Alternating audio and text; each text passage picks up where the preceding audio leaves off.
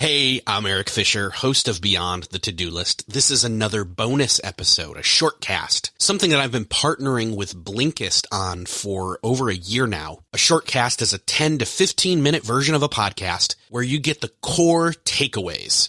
And this episode is taken from my conversation with Laura Vanderkam and is all about strategies on how to work remotely effectively, time management tips, how to avoid distractions and boost your energy. I know that you're going to enjoy it. And if you're interested, you can listen to all the rest of the shortcasts of Beyond the To-Do List for free by going to Blinkist.com/friends and entering Beyond to get 14 days of Blinkist for free. Again, that's Blinkist, BLINKIST.com/friends and use the code BEYOND to get 14 days of Blinkist for free. Enjoy.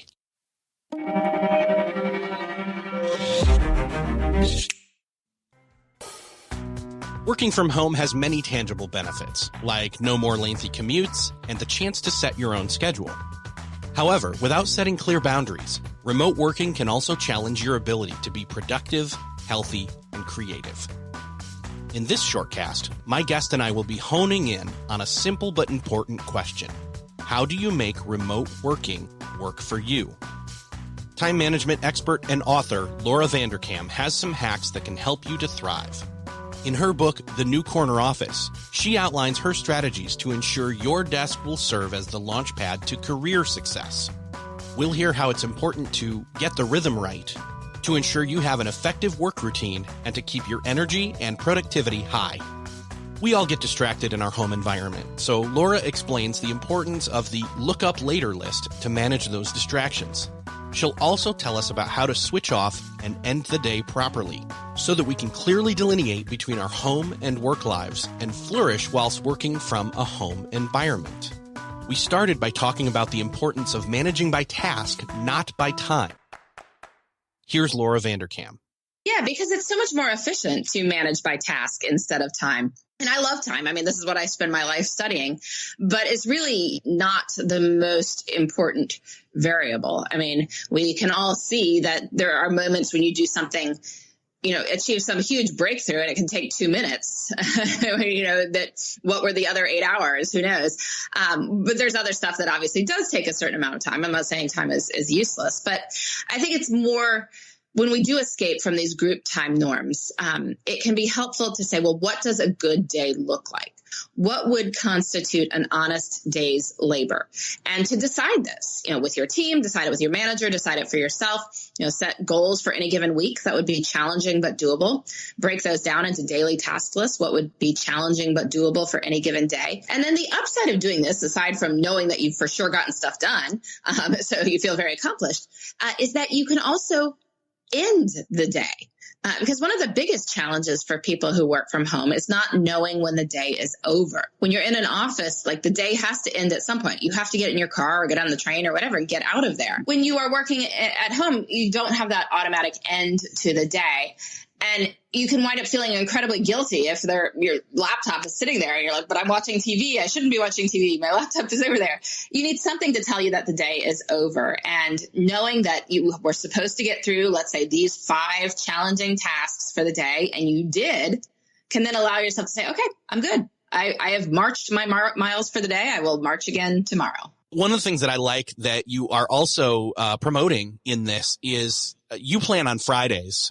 And I'd love for you to discuss the why and how of that. And it doesn't have to be just Fridays, although I also do Friday. I have found that works the best for me. So I plan on Fridays because I think everyone needs a designated weekly planning time. You need some time that you will look at your calendar, think about what's coming up, ask yourself what you would like to do with your time over the next week or so, figure out when those things can happen, deal with any logistics, deal with any challenges you can see are coming up. But, spend that designated weekly planning time figuring stuff out. So it needs to be once a week at some point. So then the question is, what point? Lots of options. Some people do it first thing Monday morning. Some people do it Sunday night. I have found that Friday is better because it's during the work week. So if you need to call people or set up meetings or anything like that, you can probably reach people. The other upside of Friday afternoon is that you're not really doing much else. Like most people are not highly productive on Friday afternoons, just kind of hanging out till the weekend. So taking a few minutes to plan the week ahead can turn what might be wasted time into some of your most productive minutes of the week. The other upside of doing it on Friday is, it also allows you to think about your weekend if you haven't done that. Ask yourself if there's things you'd like to do over the weekend. But it also keeps you from experiencing those sort of Sunday night blues. And I find one of the reasons people find Sundays challenging is that they know there's a lot of stuff waiting for them on Monday, but they don't have a plan to deal with it.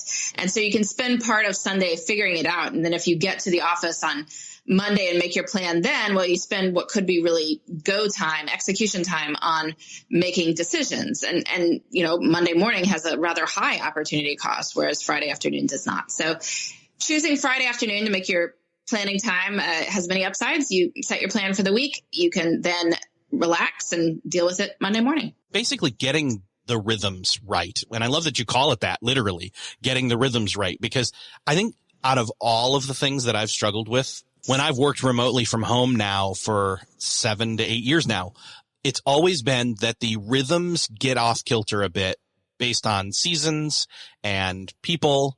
Other people, not me. No, me too. And so that they always kind of need a little bit of a calibration from time to time. Yeah, I find that getting the rhythm right is very challenging for people. And particularly when you work from home and don't have those group time norms that we've been talking about. You are responsible for setting your own rhythms. And that is a brilliant opportunity, but it can also be challenging for many people. And so I have people think about, well, how am I going to start the day? How can I match the most important work to the time when I'm best able to deal with it? How can I plan out the types of tasks I do during the day, figure out what will fit in a day? That's an important thing to figure out too. When am I going to take breaks? Because we all do, in fact, need to take breaks. What will those breaks look like, and how can they actually help with my energy levels?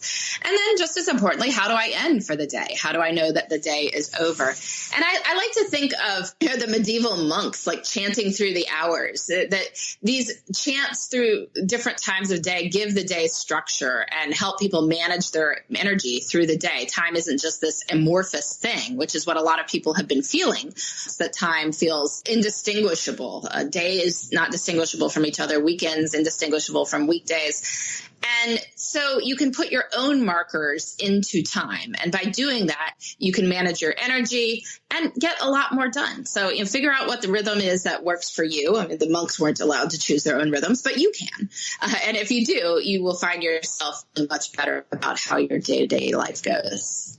I think one of the other things then is those distractions that come up. One of the things I know that you suggest is having a look up later list. I always have that sitting here as paper, not digital, because again, if I'm focused on a screen and I'm like, oh yeah, let me go open up that other digital thing to go put that, to make that tally mark of, hey, look up article on such and such later, or investigate this later. I'm going to go down rabbit holes in the digital world. But if I just pull a pad open real quick and pull a pen and just write that down and then slide it away again, out of sight, out of mind, almost like meditation. And this is especially important for people who are working from home, because some of those distractions seem very, very productive. I mean, it's like you're working along on something and then you're like, wait, we need meat for dinner. Did that make it out of the freezer, right? Let me just go quick do that since I'm right here. Like, it's 10 steps to the fridge. The problem with doing that, of course, is that then you'll notice the dishes in the sink, or, the mail that's unsorted sitting under the microwave, and you got to deal with that.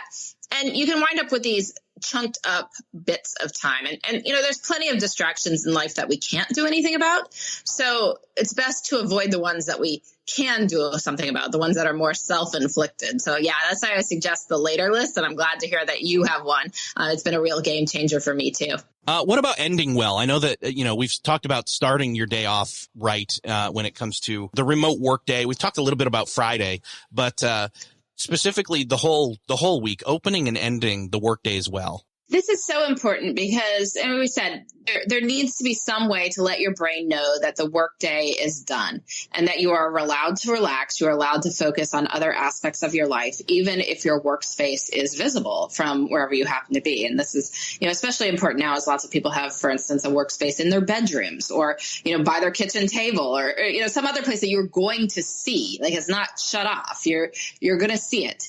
And so you have to come up with a way to know that you don't need to deal with that right now. So what can be an ending for your day? What will be your fake commute if you are working from home? And there's lots of things it could be. It doesn't have to be contrived. I mean, obviously going for a walk somewhere, if you need to run an errand, that could be helpful too. Walking a dog, you can, call a colleague to say goodbye, or looking at tomorrow's to-do list. It could just simply be shutting down the computer. Sometimes it could be as simple as that, but something to end the day, some ritual to let you know, okay, we've fought the good fight. We are, renewing our energy so we can fight the good fight again tomorrow. Thanks to Laura for the enlightening talk. I've worked from home for many years, but still found lots to learn from her approach to home working. The key insight I took from Laura is how she stresses the importance of being proactive and taking control of your remote working schedule in order to work intelligently, and then setting it aside at the end of the day. I'm Eric Fisher, and thanks for listening to this shortcast of Beyond the To-Do List.